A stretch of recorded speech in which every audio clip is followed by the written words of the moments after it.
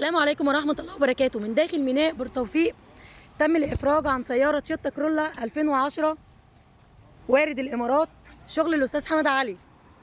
تبارك الله يا أستاذ حمادة، تسلم إيدك بجد، ملك التحف والمصداقية بجد يا أستاذ حمادة. العربية الله أكبر، حالتها يعني بجد ممتازة، بل فوق الممتازة ما شاء الله.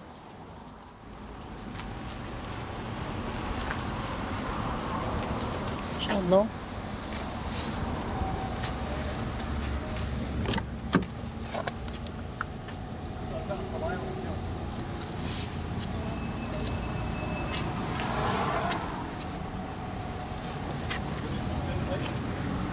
ومعنا رأي العميل،